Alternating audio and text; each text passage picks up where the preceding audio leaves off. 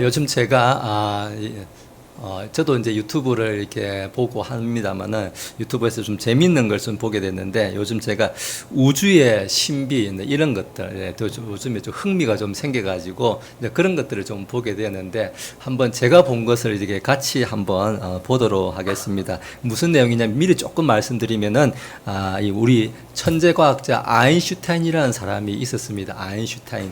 그 사람이 일반 상대성 이론, 이름도 벌써 어려운데 무슨 말인지 저도 정확히 잘 모릅니다만은 상대성 이론이라는 걸 발표를 하고 노벨상을 받았는데 무엇을 말하는지 한번 잠깐 영상을 먼저 한번 보겠습니다. 예. 뉴턴은 모든 물체가 서로 끌어당긴다고 했죠. 무거운 물체일수록 이 끌어당기는 힘은 더 강해집니다. 하지만 아인슈타인은 전혀 다르게 말했습니다. 거대한 질량이 시공간을 휘게 만들고 그것이 끌어당기는 것처럼 보이는 것이고 이것이 상대성 이론입니다. 이 넓게 펴진 파란 천이 시공간입니다. 가운데 놓인 쇠공이 바로 태양처럼 질량이 큰 물체죠. 쇠공의 존재로 시공간은 움푹 들어갑니다. 그렇게 작은 쇠공을 놓으면 작은 공은 천이 휘어진 경사를 따라 빙빙 원을 그리며 돌게 됩니다. 이게 바로 지구가 태양을 도는 이유입니다. 중력은 끌어당기는 힘이 아니라 휘어진 시공간을 따라 움직이는 것이죠.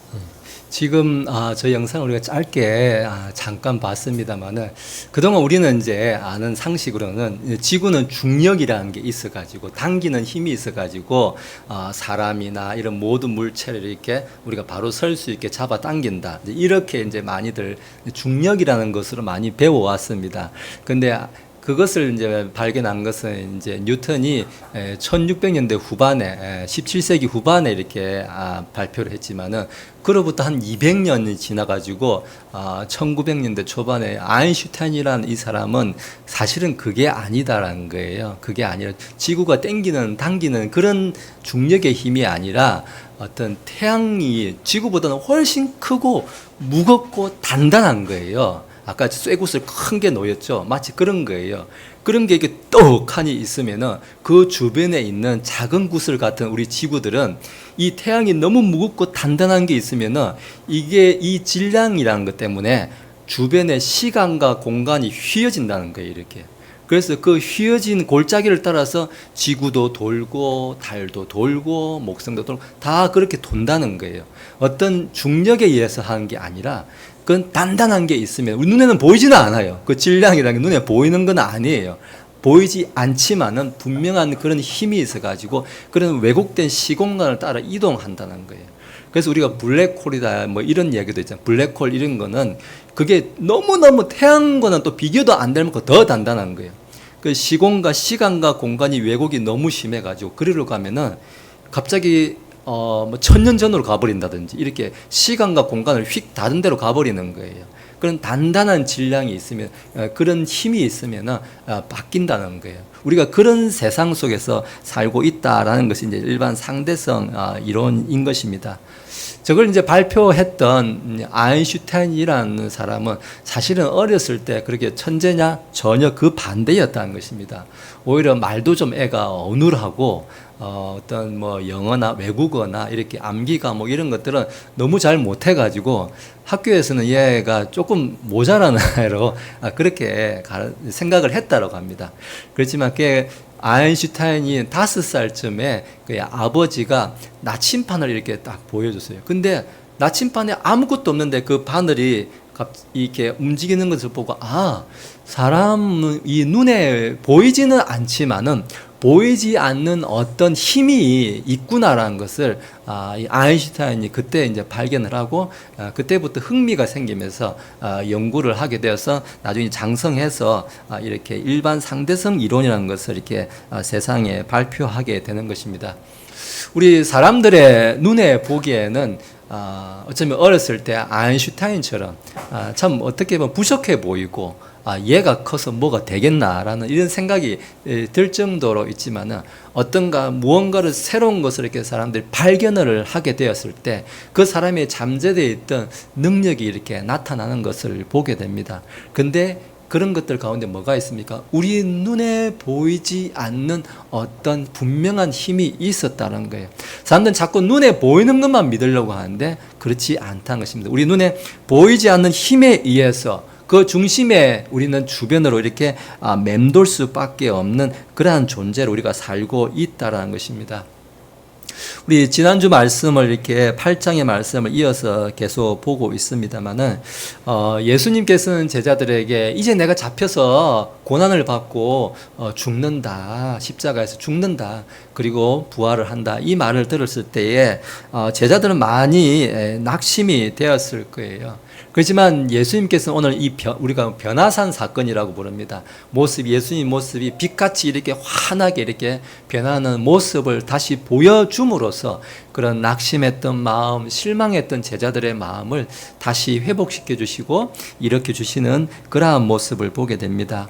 우리가 예수님을, 진짜 예수님을 이렇게 만나게 되었을 때, 알게 되었을 때 그와 같은 일이 일어난다는 것입니다. 우리가 잘 안 믿겨지고 보이지 않기 때문에, 잘 알지 못하기 때문에 늘 낙심하는 그런 것들이 오늘 분명한 예수님의 참모습을 발견했을 때 다시 회복의 그런 은혜가 우리한테 임하게 될 줄로 믿습니다.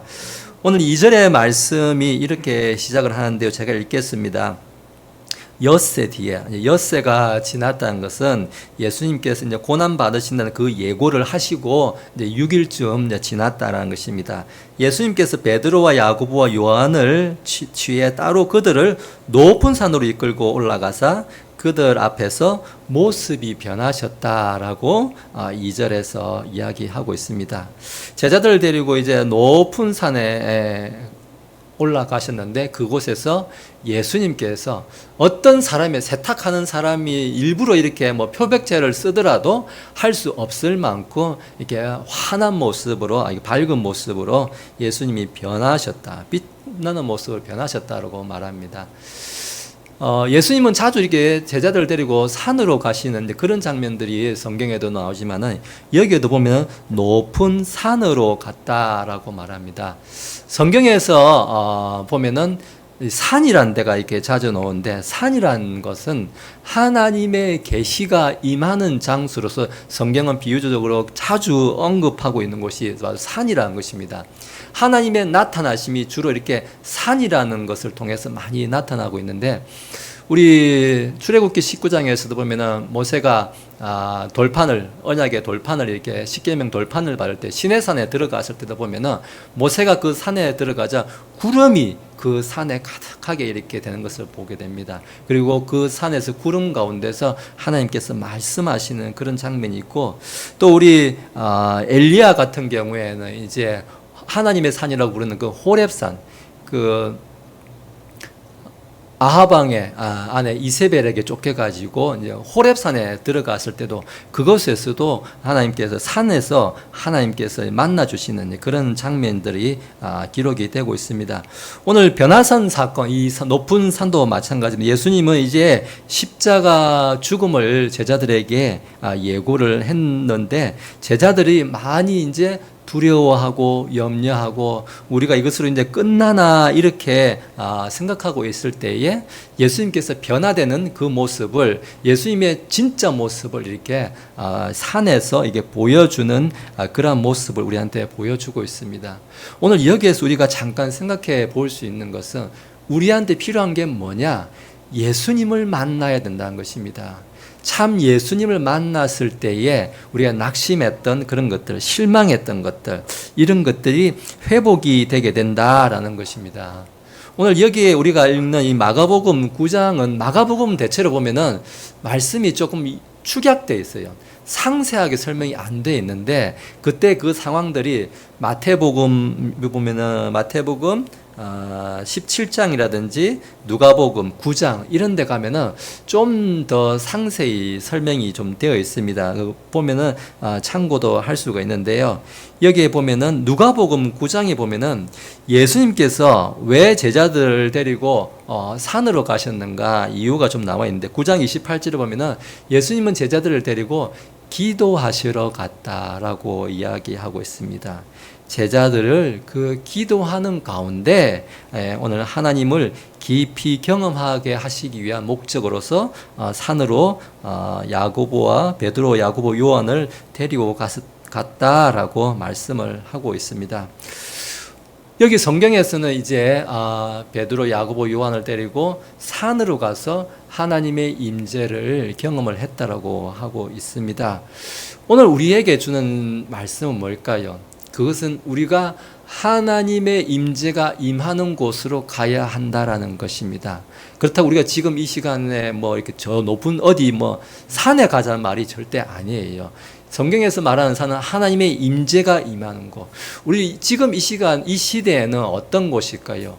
교회로 나오고 기도하는 곳으로 나오고 예배가 있는 곳으로 나왔을 때에 우리가 그곳에서 하나님을 만나야 한다는 것입니다. 어디 다른 어디 이상한 뭐 산에 가자는 이야기가 아닙니다. 또 우리가 이렇게도 생각할 수 있지만은 내가 하나님을 떠나기 쉬운 장소, 요즘에는 어떤 장소가 있을까요? 다들 뭐 핸드폰, 유튜브, 다들 그런 데 빠져 있습니다. 그렇지 않습니까?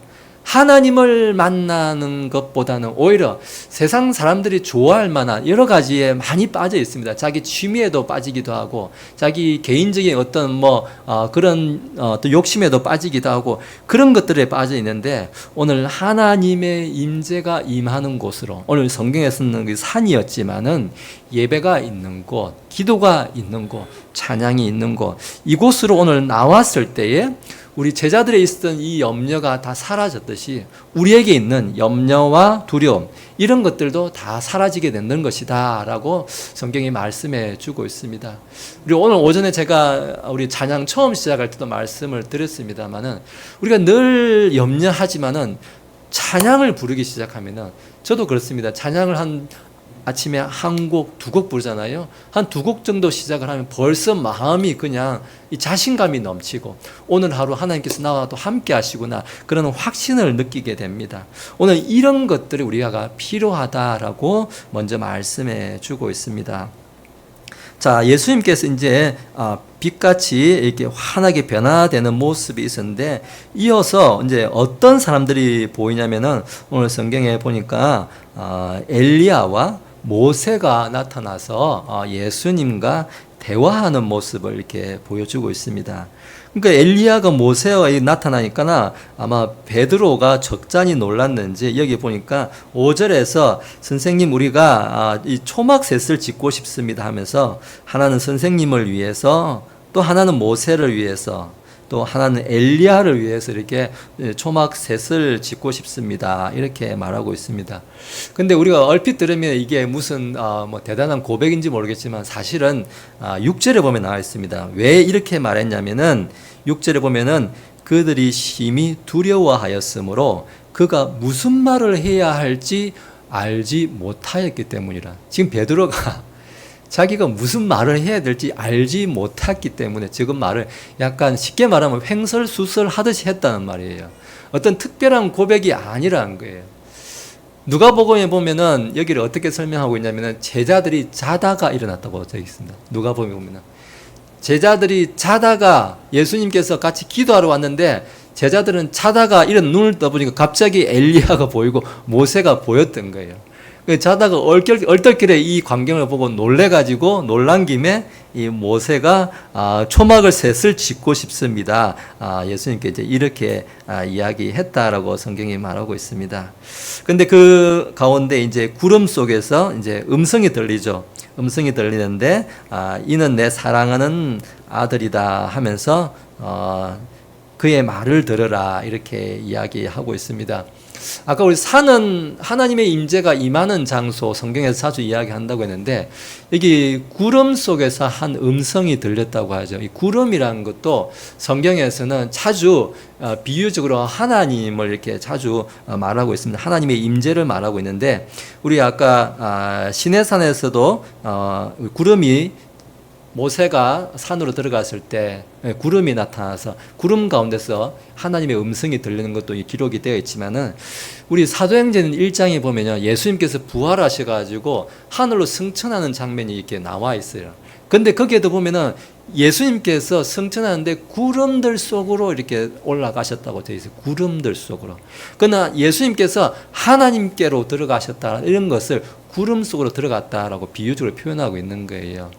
우리 데살로니가 전서 가면은 이렇게 사람들이 거기에 휴거라고 사람들이 많이 이야기하는데 거기 보면은 사람들이 채여서 구름들 속으로 올라가 그렇게 돼 있어요. 그 구름들 속으로 간다는 게 우리 눈에 보이는 저 하늘에 둥둥 떠 있는 구름이다라고 생각도 할 수 있지만은 그 구름이라는 것은 우리가 나중에 예수님이 재림하시면 다 우리가 하나님께로 간다는 것을 그 구름이라는 말로 표현을 하고 있는 거예요. 많은 성경 신학자들은 그렇게 해석을 하고 있습니다. 그래서 성경은 우리가 하나님께로 간다는 것을 구름 속으로 들어간다라는 그런 비유적인 표현으로 많이 쓰고 있습니다.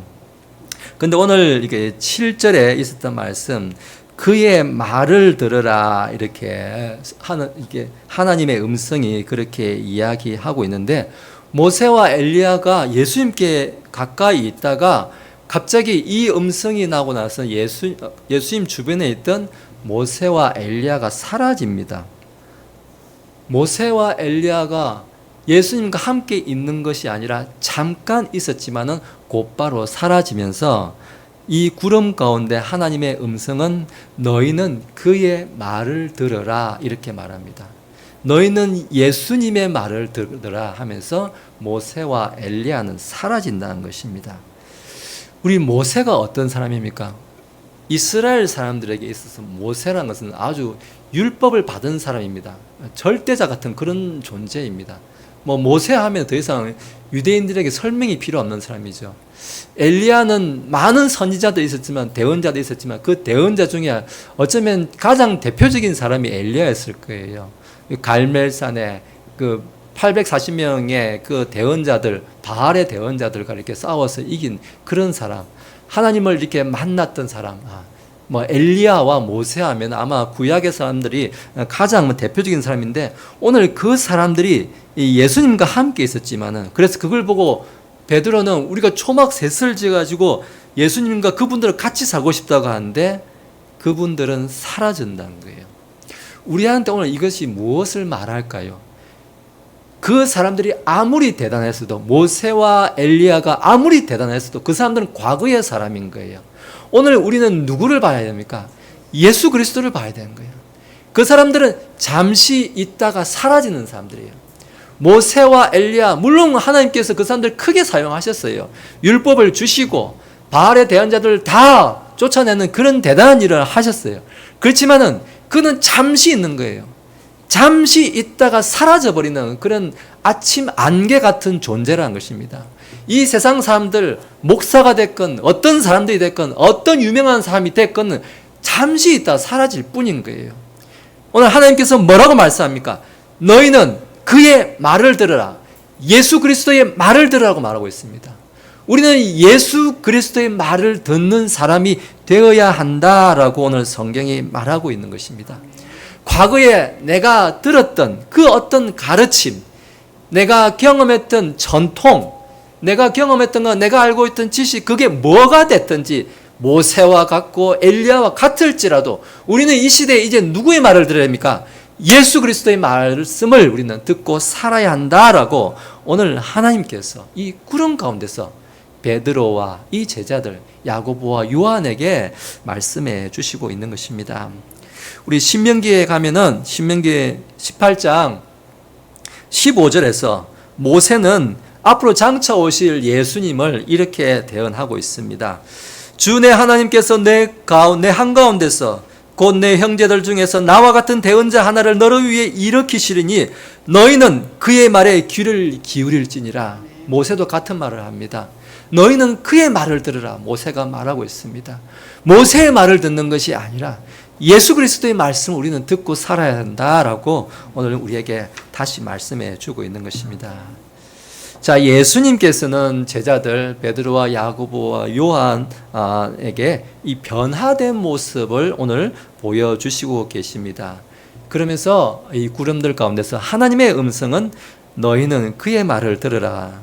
오늘 지금 이게 킹제임스 성경에는 그냥 그의 말을 들으라 되어 있지만은 헬라 원어 성경에는 너희는 그의 말을 들으라 이렇게 말하고 있는 것입니다.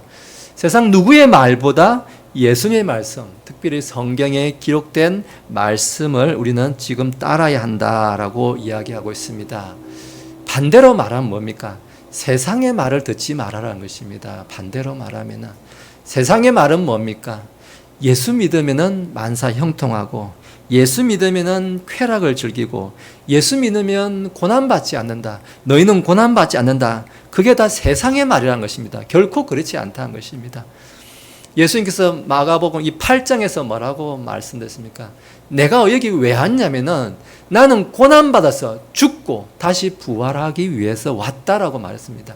근데 그건 베드로가 결코 그런 일이 있을 수 없다라고 말했던 것을, 그는 세상의 말이라는 것입니다. 결코 그런 일 없어요라고 말하는 것은, 그리스도인은 고난받지 않는다라고 말하는 것은 그는 세상의 말이라는 것입니다. 예수 그리스도의 말씀을 듣는 일이 아니다라는 것입니다.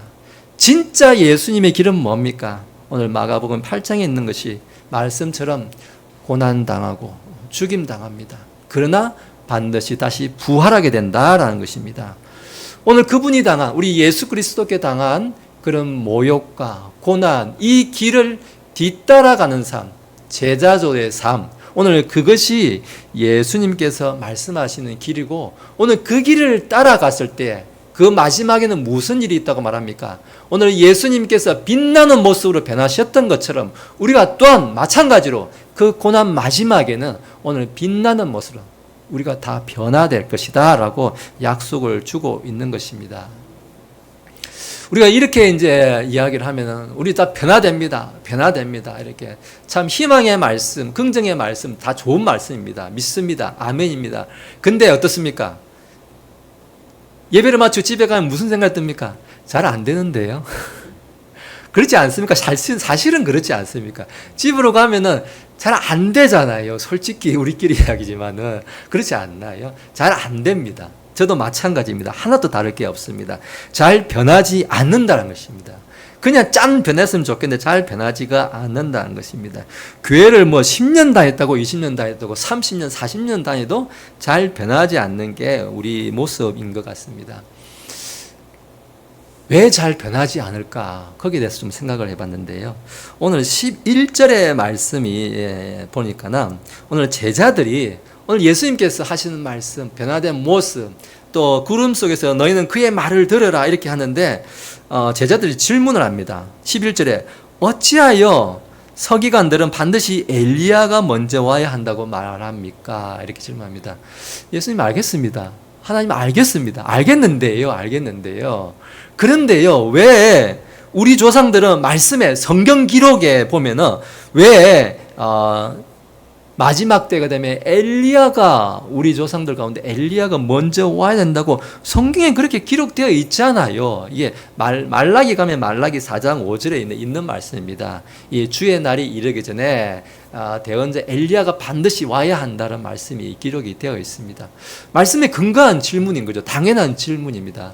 그런데 우리 예수님께서는 이렇게 다시 설명해 줍니다. 마태복음 11장 가면 11장 13절 14절에서 이렇게 말합니다.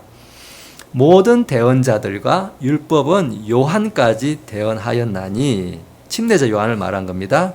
만일 너희가 그것을 받아들이려 한다면은 와야 할 엘리야가 곧 이 사람이니라 이렇게 말하고 있습니다. 예수님은 와야 할 그 엘리야가 누구냐? 침례자 요한으로 왔다라는 겁니다.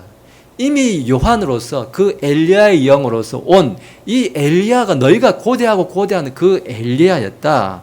예수 그리스도를 예표하고 예수 그리스도를 예비하기 위해서 엘리야의 영으로 온 자가 바로 이 침례자 요한이었다. 그런데 너희가 어떻게 했느냐? 그 요한을 죽게 만들었다는 것입니다.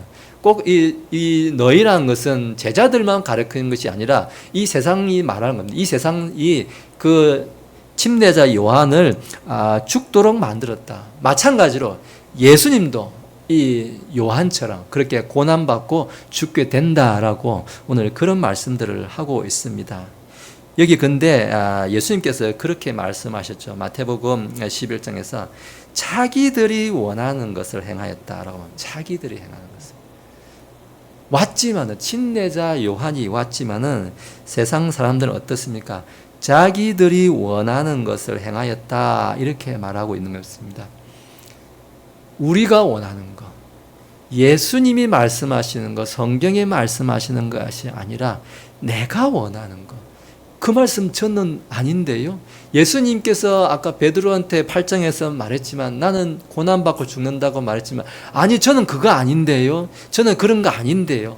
늘 예수님의 말이 아니라 예수님 말씀하시는 그 가르침이 아니라 세상이 말하는 거, 항상 사람들이 내 마음대로 해석하고 내가 원하는 걸 내 욕망대로 하려고 하는 거, 오늘 그런 말씀 속에 있게 되었을 때 어떻게 됩니까? 잘 변하지 않는다는 거예요. 아까 제가 말씀드렸죠. 그대로 되면 참 좋겠는데 잘 안 변하는 이유가 뭐냐? 내 마음대로 하려고 하니까 잘 안 변한다는 거예요.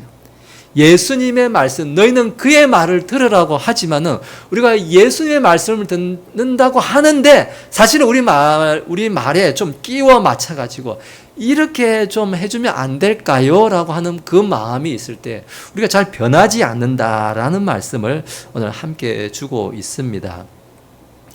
지금 유대인들 가운데 이제 정통 유대인들이라고 하는 사람들은 유월절 만찬을 세데르라고 하는데요. 유월절 만찬을 아직도 지키고 있습니다. 오늘도 우리가 주의 만찬을 했죠. 우리는 주의 만찬을 할 때 이 빵과 포도즙을 이렇게 먹고 마시지만은 이것은 예수님께서 죽으셨던 피와 살을 기념하는 것으로서 이렇게 지금 우리가 먹고 마시고 있는 그렇게 하고 있습니다. 근데 유대인들은 정통 유대인들은 예수님을 아무도 안 믿습니다. 예수님을 메시아로 아무도 인정을 안 하고 있어요. 아직까지 메시아는 그 언젠가 올 거야 라고 생각을 하면서 유월절 만찬을 하고 있는데 그 사람들은 지금 어떻게 유월절 만찬을 하면은 그 만찬을 할 때 보면은 테이블 위에 보면은 이 만찬 때 무교병, 그러니까 누룩을 넣지 않는 빵을 넣고 또 쓴 채소, 쓴 나물을 먹고 또 부활을 이제 기념하는 그런 달걀도 이렇게 삶은 달걀도 먹는다고 합니다. 근데 한 가지 꼭 빠지지 않는 게 있는데 그게 뭐냐면은 이 큰 잔에다가 포도주를 따라 놓고 아무도 안 마셔요. 아무도 안 마시는 잔을 한 개 큰 게 딱 놔둬요. 이 잔이 이름이 뭐냐면 엘리야의 잔이에요. 지금도 그렇게 하고 있어요. 유대인들은 엘리야의 잔을 놓고 그리고 문을 좀 열어놓는다고 합니다. 엘리야가 와가지고 지금 이 시대에 얻는 마지막 때가 되어서 엘리야가 우리 가운데 와가지고 이 잔을 함께 마시기를 원합니다. 이런 의미로서 지금 유대인들이 그런 유월절 만찬을 지금도 그렇게 하고 있다라고 합니다. 저는 본 게 그래서 그런지 모르겠지만 저는 저 어릴 때 생각이 나더라고요. 저희 어릴 때는 저희 집에서도 이제 제사를 지냈어요. 그때 보니까 제사를 지내면 그러더라고요. 제사 중간에 보면은 밥을 제사상에 떠놓고 이렇게 막 떠놓고 숟가락을 거기다 푹 꽂아놔요. 숟가락을 꽂아놔요. 숟가락을 꽂아놓죠. 그리고 잠깐 이렇게 병풍을 가려놓고 잠깐 나가 있어요. 그 방에. 제가 물어보니까 조상님들이 와서 먹고 갈 때 우리가 잠깐 자리를 비켜준다고 하더라고요. 이거 똑같지는 않지만은 마치 엘리야가 오리라고 기대하면서 문을 열어놓고 그 포도즙을 따라놓고 있는 지금의 저 유대인들이나 옛날 우리 조상들이 조상이 와서 밥 먹고 간다고, 조상 귀신이 밥 먹고 간다고 그 밥에다 숟가락 꽂아놓고 기다리고 있다가 나중에 그 밥 어떻게 합니까? 다 나무라고 모아갖고 밥 비벼서 우리가 먹지 않습니까? 제사 지내면 다 그렇게 합니다. 지금 그 모습이 저는 좀 많이 좀 생각이 났습니다. 제가 너무 조금 극단적으로 생각하는지는 모르겠습니다만 저는 그런 모습이 좀 함께 생각이 났습니다. 지금 그런 모습은 예수님을 인정하지 않는 사람들의 세상 전통인 것입니다. 오늘 말씀은 뭐라고 말합니까? 하나님께서는 너희는 그의 말을 들으라. 예수님의 말씀을 들어야 한다고 말합니다. 더 이상 사람들이 아까 엘리야가 나왔고 모세가 나왔지만은 빛 대신 예수님이 있으면 아침 안개처럼 그 사람들은 다 사라져 버리는 거예요. 사라져야 하는 것입니다. 우리 속에, 우리 마음 속에 모세와 같고 엘리야와 같은 나의 어떤 생각이나 내가 들었던 가르침이나 뭐가 있습니까? 예수 그리스도의 빛 가운데 있으면요, 그런 거 다 사라져야 됩니다. 옛날에 들었던 거, 옛날 이거라고 하던데요, 옛날 저거였는데요, 그런 것들 예수 그리스도 하나만 남겨야지 다른 것을 남겨두면 안 된다는 것입니다.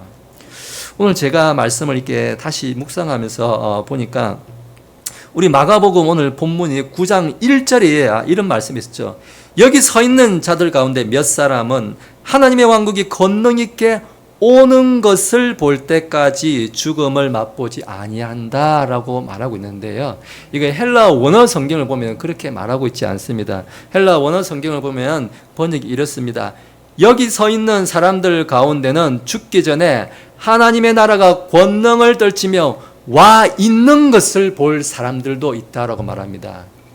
하나님의 나라, 하나님의 왕국이 장차 온다라고 말한 이 킹제임스 성경 온다라고 말하고 있지만은 올 것을 말하고 있지만은 헬라어 원어 성경은 이미 와 있다는 것을 와 있는 것을 볼 자라고 있다고 합니다. 오늘 그것이 뭡니까? 예수 그리스도께서 초림을 통해서 이 땅에 임하신 것, 이 땅에 오신 것, 하나님의 왕국, 하나님의 나라가 이미 임했다는 거예요. 어떤 다른 메시아를 기다리지 말라는 거예요. 제가 우리 오후 강의 시간에도 말씀을 드렸죠. 하나님의 나라, 하나님의 왕국은 예수님의 초림을 통해서 이미 이 땅에 임하여 있다는 거예요. 근데 예수 그리스도의 그래서 통치를 받는 삶, 그것이 천국의 삶이고 하나님 나라의 삶을 사는 거예요. 이미 시작됐어요. 근데 완성은 된 거 아니에요. 완성은 언제냐? 예수님이 재림을 하시고 우리가 어딘가에는 알 수는 없지만 가보지는 않았지만 저 천국에 하나님과 다시 오늘 구름이라고 표현되는 그 속으로 하나님 속으로 들어갔을 때 완전한 하나님의 나라, 하나님의 왕국에 이르게 되는 것이에요. 오늘 예수 그리스도께서 이 땅에 임하신 것을 볼 자들도 있느니라. 오늘 야고보와 베드로와 야고보와 요한이 예수 그리스도의 이 빛나는 빛 같은 빛으로 오신 그 예수님을 보게 된 것처럼 오늘 이 당시에 우리가 지금 이 시대를 살아가는 우리도 예수님을 믿으면 예수님께서 이 땅에 오셨고 메시아로 오신 것을 내가 믿으면 하나님 나라의 삶을 살고 있다라는 거예요. 오늘 원어 성경이 말한 것처럼 하나님의 왕국이 권능 있게 와 있는 것을 우리는 보게 된다는 것입니다. 유대인들처럼 언젠간 오겠지 포도즙 잔 떠놓고 그렇게 문 열어놓고 기다리고 그럴 필요가 없다라는 거예요. 어떤 다른 메시아를 기다리면 안 된다는 것입니다. 예수 그리스도를 와 계신 것을 하나님의 왕국이 임한 것을 믿는 사람들 가운데 오늘 믿으면은 빛같이 변화된 삶이 임하게 된다라는 약속을 주시는 말씀인 것입니다.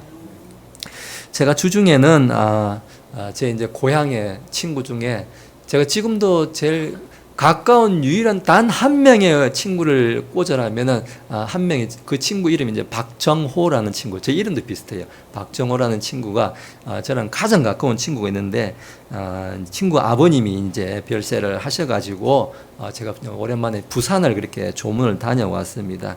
오랜만에 이제 부산 이제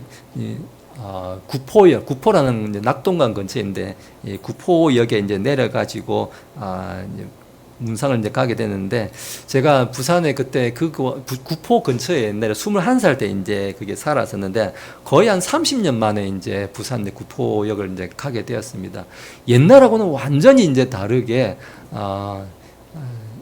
제가 봤을 때는 대전보다 조금 컸습니다. 많이는 아니고 하여튼 조금 이렇게 더 발전해 있던 것 같은데 많이 이렇게 변화된 모습을 보여줬는데 그리고 또 도착을 해가지고 이제 장례식장에서 이제 친구 누나한테 자기 친누나 근데 어릴 때는 고향에 같이 살았는데 수십 년 동안 얼굴 볼 일이 없으니까 나 오랜만에 보니까 나 다들 그냥 뭐 아저씨 아줌마가 돼가지고 누가 누군지를 모르겠더라고요. 잘 긴가민가 맞겠지 하는 이런 생각을 보는데 친구가 이제 제 친구가 저를 이제 친구 누나한테 누나 천호다 하면서 천호 대전에서 천호 교회 목사한단다 이렇게 하는데 그 누나가 이제 나이가 차이 많이 나요. 십몇 년 차이 나요. 그러다 보니까 저로 잘 모르죠. 이렇게 하니까 그러고 보니까 나 얼굴이 교회 목사 같다 이렇게 얘기해 주시더라고요.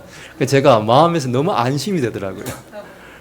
만약에 그렇게 소개했는데 그런데 얼굴이 와 그랬노 이렇게 하면 제가 얼마나 무안할 것 같은데 교회 목사같이 얼굴이 그렇게 보인다라고 해주셔가지고 제가 너무 참 감사했습니다. 참 30년 만에 이렇게 가서 보니까 나 그 부산 시내들도 제가 옛날에 있을 때 그때랑은 또 완전히 그냥 다른 세상에 이제 온 것처럼 많이 변했지만은 특별히 제가 오랜만에 이렇게 이 고향 사람들을 이렇게 만났는데 예수님 믿는 사람 같이 이렇게 보인다라고 하는 저는 그 말이 참 고마웠습니다. 우리가 성령님이 내 안에 충만하고 예수님을 믿으면 우리뿐만 아니라 우리 길 가면서도 그런 것들을 경험하지 않습니까? 그냥 봐도 저 사람은 교회 권사님 같아, 집사님 같아, 이런 느낌을 많이 받습니다. 그냥 저분은 그냥 봐도 예수 믿는 사람이라는 그 얼굴에 그냥 다 이렇게 빛같이 얼굴에 환히 나타나는 그런 것들을 좀 많이 저는 경험을 하는 것입니다. 우리 아마 성도님들도 밖에 어디에 나가시면은 이렇게 예수 믿는 사람 같이 얼굴이 보입니다라는 이 말씀을 제가 다 듣기를 좀 축원하고 싶습니다. 우리 자녀들이 어떻습니까? 자녀들이 지금은 저희 아이들도 저한테 그런 질문합니다. 하나님 있는 게 도대체 어떤 게 있는가 좀 확실한 거 하나 설명 좀 해봐. 저한테 이렇게 묻기도 합니다. 잘 보이지 않으니까, 아직 잘 모르니까. 어쩌면 어렸을 때 그 아인슈타인도 어른들이 보기에는 좀 별 볼 일 없는 애처럼 보였던 것처럼 우리 아이들의 눈에 보기에는 하나님이 안 계신 것 같고 그럴지도 모르겠어요.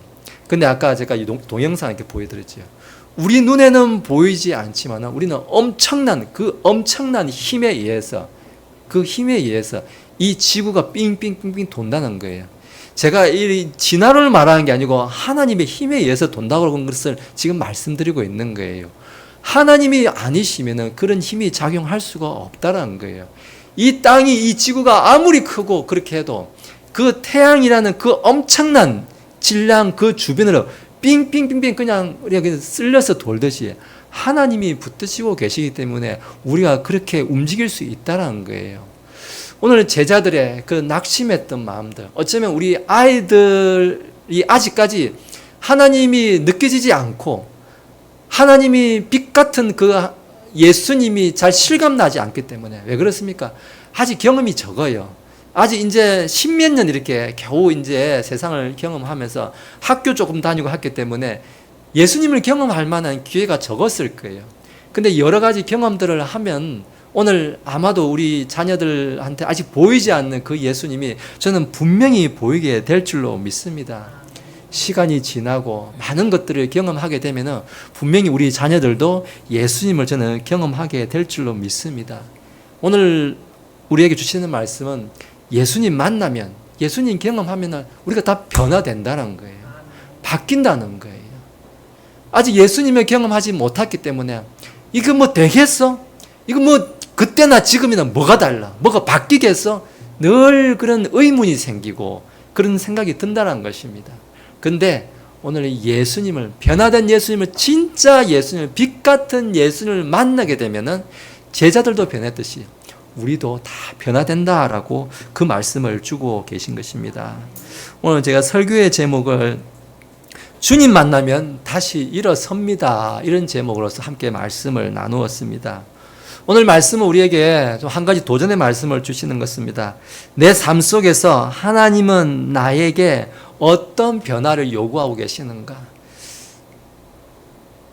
예수님의 말씀을 들여 너희는 그의 말을 들으라고 하는데 내 삶 속에서 나는 어떤 것에서 예수님의 말씀을 듣는 것이 아니라 내가 원하는 것을 하고 있지는 않는가? 오늘 이런 것들을 생각해 보면 좋겠습니다. 예수님의 말씀을 들으라고 말합니다. 왜 들어야 합니까? 그러면 인생이 반드시 변한다는 것입니다. 예수님의 말씀을 들으면 우리가 변화를 받게 된다는 것입니다. 그리고 다시 일어서게 된다는 것입니다. 다시 일어서는 것을 경험하는 우리 반석교회 되시기를 예수님의 이름으로 축원합니다. 기도하겠습니다. 걸어가신 하나님 아버지, 우리는 때로 주님을 보지 못합니다. 자주 엘리야와 같이, 모세와 같이 사람들의 눈에 보기에 대단한 것들, 참 어떻게 보면은 명성이 있는 것들, 그런 것들을 쫓기 쉽습니다. 그런 것들 가운데 초막을 짓고 살고 싶어 합니다. 너무 대단해 보여서 그런 것들 앞을 떠나지를 못할 때가 많습니다. 그러나 오늘 주님께서 말씀합니다. 너희는 그의 말을 들으라 합니다. 예수님의 말씀을 들으라고 말씀합니다. 우리 삶 속에서 아직도 주님의 말씀을 듣는 것이 아니라 나의 이야기, 모세의 가르침, 엘리야의 가르침을 따르는 것이 있지 않습니까? 우리 각자가 알 것입니다. 오늘 삶 속에 다시 돌아갔을 때에 주님의 말씀을 듣는 것이 아니라 나의 이야기, 사람들의 이야기를 듣고 있는 것이 있다면 오늘 그런 곳에 초막을 짓지 않고 주님께 반석이신 예수 그리스도 위에 집 짓는 우리가 되게 하여 주옵소서. 그런 지혜로운 자들이 다 되게 하여 주옵소서. 주님을 만나고 다 변화되는 경험을 하게 하여 주시옵소서. 주님 만나면 반드시 우리가 다 변화될 줄로 믿습니다. 우리가 빛같이 다 빛나는 모습으로 변화될 줄로 믿습니다. 우리의 삶이 다 그렇게 빛나는 삶이 될 줄로 믿습니다. 오늘 특별히 우리 자녀들 가운데 그런 믿음과 확신이 경험되게 하여 주시옵소서. 이 아이들의 삶 속에 주님의 빛같이 아버지 임하는 그 예수님을 만나는 우리 자녀들 다 되게 하여 주옵소서. 예수님의 이름으로 기도드렸습니다. 아멘.